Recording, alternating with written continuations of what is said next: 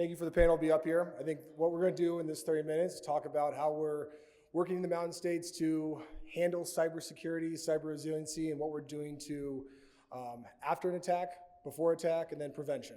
And so, first off, I think Ken introduced me. My name is Chris Burke. I work for Rubrik, and that's R-U-B-R-I-K, not like the cube. And so we are a company that handles cyber resiliency. And so, been around for 10 years, really more on the back of recovery. The reason we are still a business is what's happened around cybersecurity, specifically in 2018 when the Colonial Pipeline was attacked with a cyber attack. And so our business is to help recover your data after those attacks so you're not down for weeks, months, and years. I don't want to talk anymore. I want to give it to our astute panel. And so I'll have everyone introduce themselves. Trent, you'll go first and we'll go down the line. Hi, my name is Trent Thompson. I work at DEN, otherwise known as Denver International Airport. I am an IT security specialist, so I do not only security analysis, I also do security engineering, so I build the systems to protect the networks. Hey everyone, my name is Bryce Flisky. I work for Region 8 EPA, and I'm the Water Cybersecurity Coordinator. I work under the Safe Drinking Water Act, specifically in the Drinking Water Program. My name is Denise Steck. I'm the Administrative Services Director for the City of West Jordan, Utah. I am the Director over IT Services, Human Resources, Finance, Budget, Purchasing, all things numbers and people.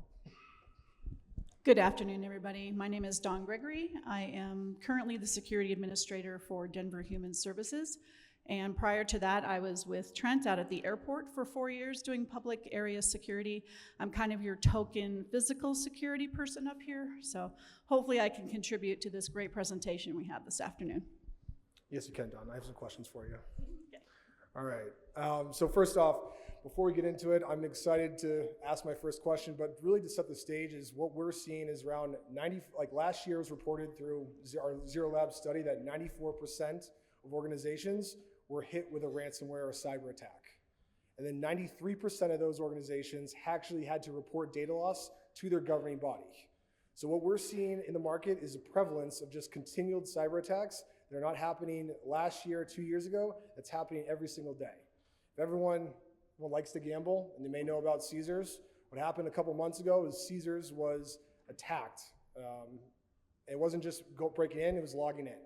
And so we're seeing it from all different vectors, and we'll have the team talk about that. But going into it, let's hear a real life experience. So Denise, when we talked before, it was quite interesting like what you went through. So at the start of what happened in West Jordan, can you talk about like what was day zero like? Sure. So whenever I tell our story, I kind of read a quote that came from a journalist and author. His name is Charles Duhigg, and he says, "There's something really powerful about groups and shared experiences. People might be skeptical about their ability to change if they're by themselves, but a group will convince them to suspend disbelief. A community creates belief." On the morning of June 14th, 2023, our city of about 116,000 people, our city was taken by cyber attack, the entire city. We're a full service city. We provide police services, EMS, fire, water, sewer, all the utilities, streets, parks, you name it. We have 30,000 utility customers. Everything was brought down, so we were taken by Lockbit 3.0. A ransom was multi-million-dollar ask, and we had no systems. We had no phones, we had no anything. We had just transitioned our website onto a cloud, and it was the only thing that was live. So the only way for us to even communicate with our residents at all was through a banner at the top of the website. It was the day our city stood still. We thought that we had an emergency action plan in place, but everything that we thought would work didn't work. And the emergency action plan was also on the server. So,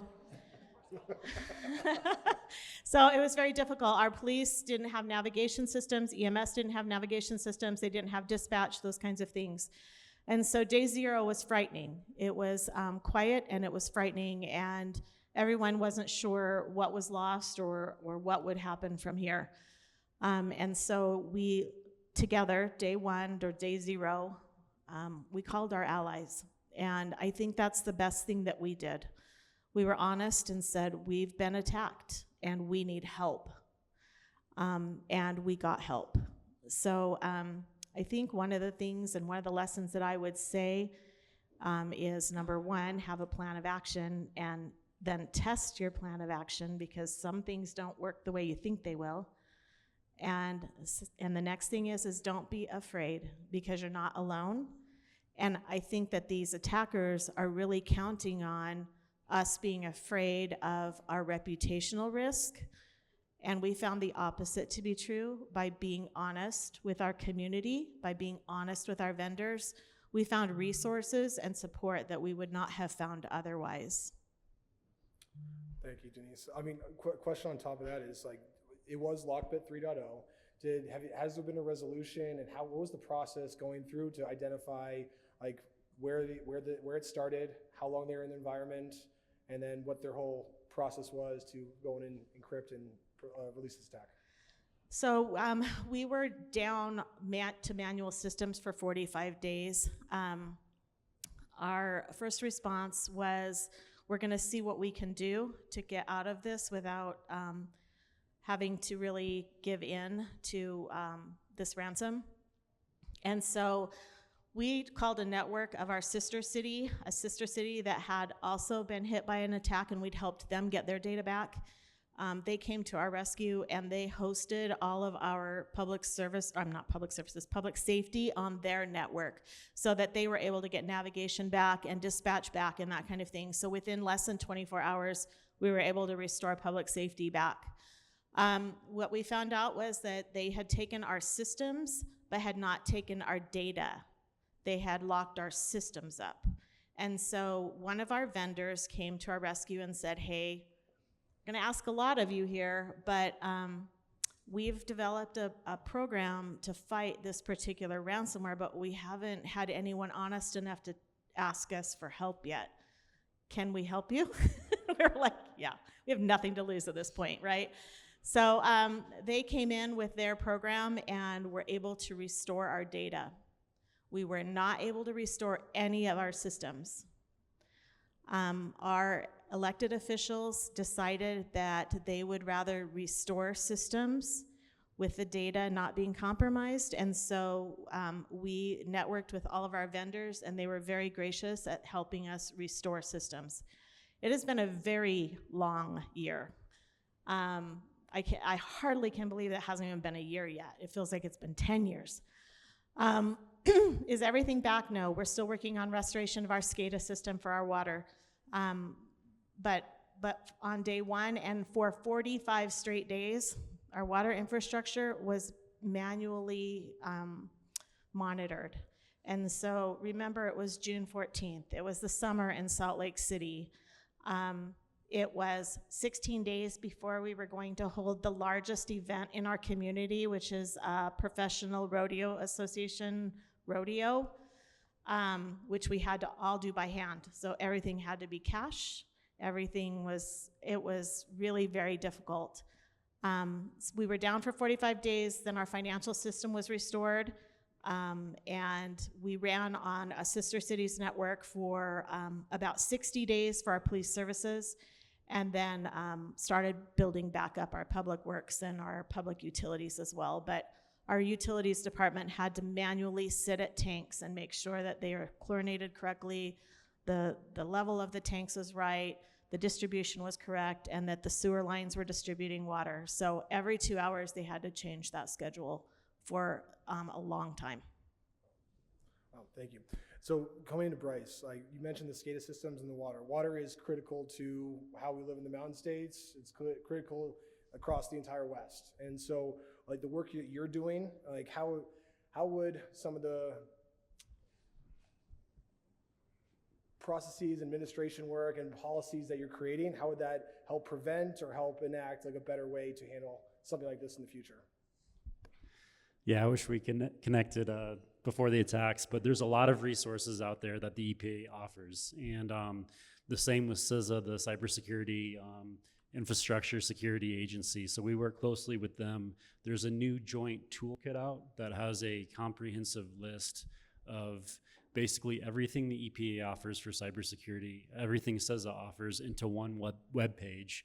And there's funding in there, training, there's guidance documents, and a bunch of resources that would have really helped you guys.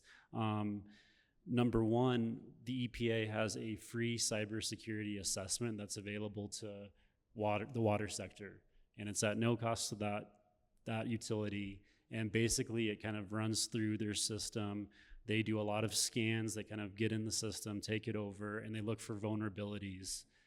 And once that's completed, a report's generated to that water system, and it will show them all the vulnerabilities in their cyber network, and they can start addressing those. So obviously that would have been good to do, but there's tons of resources. Like I said, please contact me. I can show you all these links and resources after this talk. What's something new that you're working on right now, or a new policy, or Bryce to you, Celia, what's something new that you're working on, or like a new look into the future of like increased protection and resilience around what could happen? Yeah, I mean, that's a good question. We just came out with a really good guidance doc along with CISA and the FBI, and it's the top actions for securing water systems. And it's really not just for water systems, it's all critical infrastructure. And there's basically 8 key elements that this guidance goes over. And I'll just read the 8 items out loud, and won't get into too much detail, but number 1 is reduce exposure to public-facing internet. 2, conduct regular cybersecurity assessments. 3, change default passwords immediately. 4, conduct an inventory of OT, IT assets. 5, develop and exercise cybersecurity incident response and recovery plans. 6, backup IT, OT systems. 7, reduce exposure to vulnerabilities. And 8, conduct cyber security awareness training on a regular basis. So, I mean, if any critical infrastructure kind of follows those 8 actions elements, ultimately they'll be protected against cyber threats. Awesome, thank you, Bryce. And so I want to move over to critical infrastructure, and that's not just your networks or your servers, it's actually what you walk by, what we see, the locks and the doors and the cameras. So Don, I'd like to, when we think of security, it's a broad scope. Can you talk about what you're doing to improve the security? But what I've read online too is you can have cyber threats on the physical security devices at the airport via USB ports. Is there any thought to that, or looking ahead, what you're doing? Thank you. Particularly referring to DEN, I mean, obviously DEN is hugely regulated space from Department of Homeland Security and TSA, and there are great practices for getting into areas, badging, there's facial authentication in certain areas, there's 2 or even 3-factor identification to get into certain areas. The data centers are off-site of the main location in areas that we don't advertise. So, and they're very heavily protected as well. We have a huge component of DPD and security contract partners as well to help. So there are a lot of robust programs out at DEN. But if you're looking at any critical infrastructure, I think one of the biggest keys is your employee base and making sure that you look at insider threat, and also are your employees trained to recognize phishing attacks and that sort of thing. City and County of Denver will often send out bait to their employees, and it does catch a lot of people because you're not thinking about it, and you're busy in your workday, and you click on something that looks legitimate, but they'll let you know if it was a test or not. So there's a lot of good things that you can do, but I think your employee base is super critical, making sure that they're trained. You mentioned doing training ahead of time. It's great to do those tabletops and full action drills. CISA just had one out at Empower Field. No, it was the Rockies Stadium. And so it's always good to practice your plans and even do full scale catastrophic ones and see what you can come up with. But it's really good, your people are your biggest asset. And so get them engaged in your security culture, make sure they're trained on insider threat and what that looks like, and get them to buy into your security culture, I think is key. Awesome, thank you. And so Trent, when we talked before, you're more on the defense side. And so hearing Denise's story, is there any like nothing? We all have experienced it before, and like it's happening all the time. But like, what are some methods at Den that you've put to help prevent a cyber attack, and also like any guidance that you'd see on how you're looking ahead to like continue improving your defense? We're really big on defense in depth. So everything from the outer perimeter all the way down to your laptop. Every single step of that packet is going to be secured, monitored, and everything in a ethical way. Obviously, we're not going to monitor what you're browsing unless it's to a bad place. But your best security is going to be on either ends of those. So perimeter, obviously, everyone's knocking on the door, jiggling the door handle. So we want to make sure that all of our firewalls are always patched, always up to date. And then on the other end, the people, making sure that they are trained, that they know what to look for, to verify. Say if the CEO reaches out and says, "Hey, I need something really, really fast. I'm at a conference. I gotta, get my routing number changed." Well, that's kind of suspicious. You should probably reach out on a different number or walk down to their office and say, like, is this actually you? We see that a lot too. And then obviously on the actual laptops, it's not just filtering for DNS or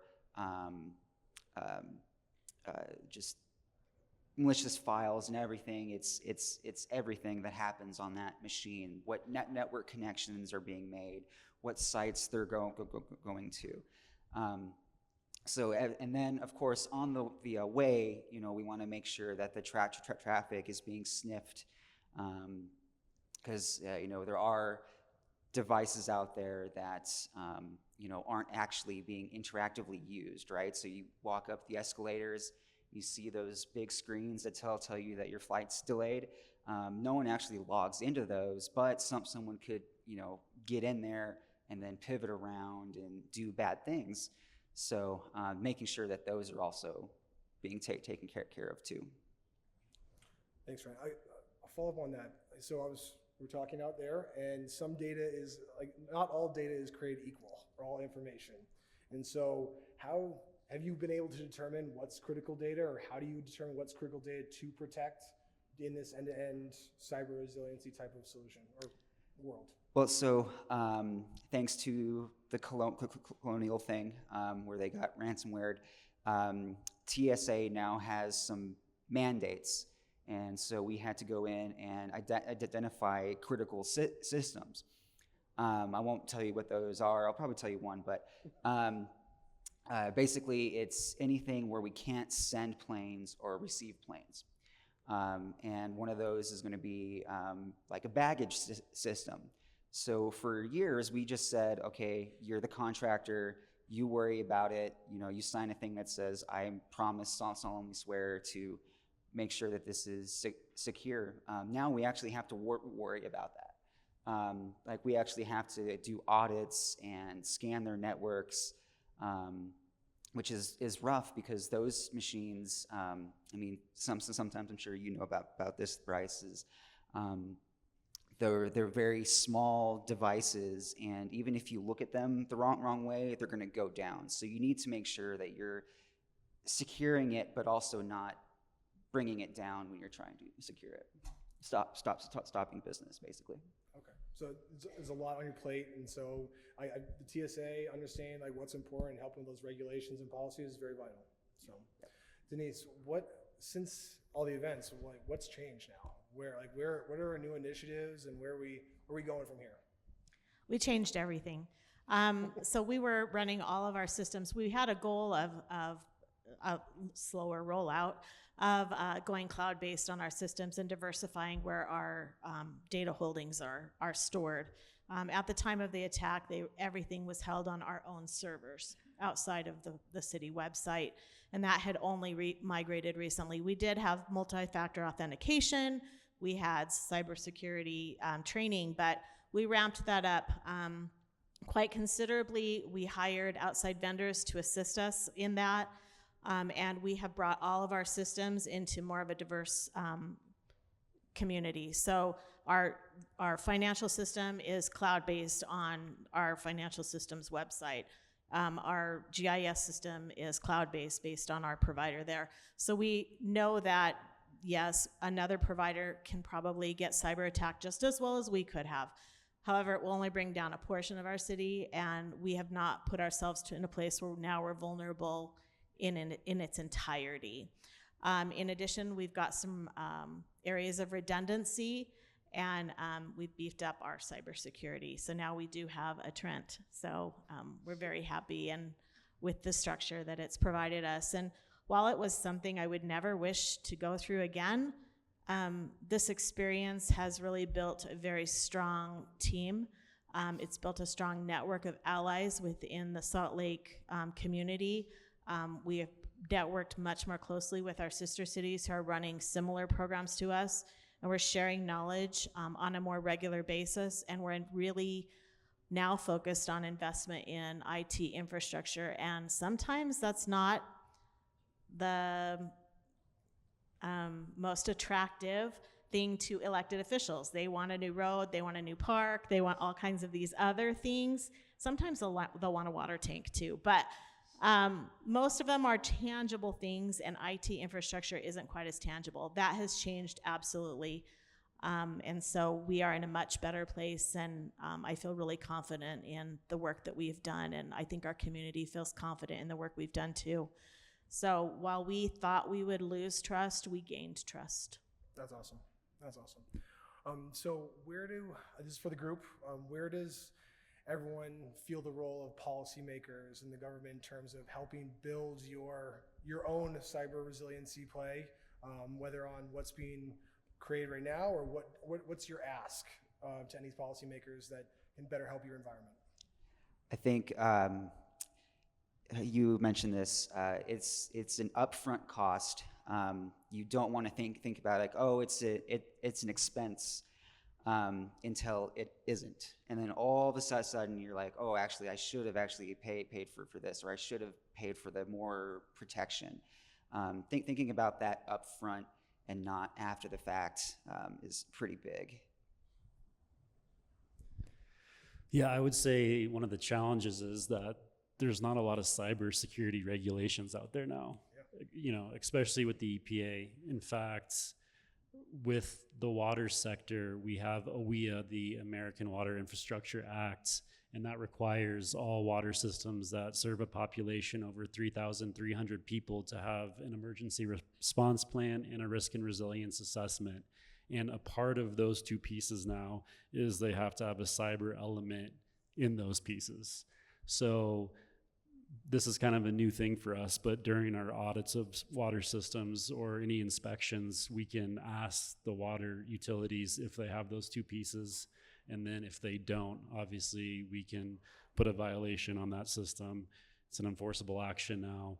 And even if they have like an emergency response plan, if they don't have a cyber element, that's another violation. But I definitely see more regulations that will happen in the near future. And I'm not sure if the EPA will be regulating that or other agencies, but yeah. And cyber is very vague. It can be very vague, and it can mean a multitude of things. Sorry, Denise, do you want to comment on any policy? I think that really just not being afraid to tell our stories. I'm not the only one, I'm sure, that's been cyber attacked, right? Our sister city was, and we came to their aid. Understanding with elected officials that their best interest is trying to maintain their reputation, but understanding that this isn't that you did something wrong. This was that someone else did something wrong to you. It isn't about, well, you weren't good enough or you didn't have this protection in place. It's about a bad guy doing a bad thing. It's not about what you were doing. And so just communicating with the elected officials on the importance of cybersecurity and having them share their stories with other elected officials has really, really helped in sharing that message going forward. Awesome, thank you. Anything? Yeah, I'm just going to coattail, but I think it's really important to share your stories and be transparent. We're all going to have issues at one time or another, and to share those are very important. And what Trent said too about officials and those with the purse strings taking serious security seriously, whether it's cyber or physical. We're not a return on investment group, so nobody wants to spend the money because it's not going to happen here, or we're not going to have that problem. And well, it does happen somewhere, and people do have problems. So if we can get those officials and people with the purse strings to spend money on security and not be so reactionary, I think that would be a big plus. I think too, you said it's not going to happen to me. You had some pretty good stats. It's not a matter of if, it's a matter of when. It's just when it occurs, are you ready for it? And do you have processes and tools in place? Awesome. At one point, you mentioned like moving to cloud-based. Like cloud cybersecurity and protection is its own beast as well too. And so what we're seeing is like still 94% of all cloud tenants are being attacked or are having attacks on them as well too. So the whole world, if it's in your data center or if it's out, like it is the same type of threat that's coming down you. And so we have a couple minutes left. This came off the top of my head, but I kind of want to hear everyone's wish list, personal wish list of what they would want to see the next way to protect themselves or enhance what they're doing today, or regulations or anything that they want. So like personal dream list, what do you want to see that could probably help someone else in the audience today? I'll give you a second. I think for me, unlimited head count. I want to be able to say, I want a per person for this, that they specialize in this instead of this per person has to take care of all of these tools. Whereas, it would be one person to one tool would be my wish list. Of course, that's going to be 15 people for one team, but yeah, that's going to be mine. I think for me, a lot of the larger water systems kind of have cyber actions in place already. So it's kind of reaching those rural communities and those smaller systems that aren't really aware of the cyber issues out there. Like I said, CISA offers free vulnerability scanning, and then we at the EPA offer that free cybersecurity assessment that's at no cost to the utility. I want to see more water utilities sign up for that. I want to get the word out so they know their vulnerabilities. I was going to kind of coattail off of what you just said, and that would be that there'd be some sort of single repository where the information is available for assistance, right? A lot of the federal programs that have been developed, there's been a lot of money invested in them to help us, but when you're a smaller city, you're not aware of those programs. And so it would be nice to just have a one-stop shop where all of those resources are in one place. Gonna quickly note there is they're called ISACs, Information Sharing and Collection Centers. They have them for different industries. So MS ISAC is for municipalities and elections. They have some for electricity, oil and gas, water, and it's folks who say, okay, we got attacked. Here's how it happened. Here are the indicators that said, this is why we were attacked. So I think real quickly, we have some of this started already, but collaboration is key. We work closely with InfraGard. We're currently redesigning one of the main human services buildings out on Federal, 1200 Federal, with the revitalization project, and bringing in security early is key. We're working with the architects for design on active shooter mitigation and different things like that. So bringing in security at the very beginning, I think, is on top of my wish list. Awesome. Well, that's all the time we have. I want to thank everyone for being up here. Thanks for your great candor and great information for us, the people here. So thank you very much. Thank you.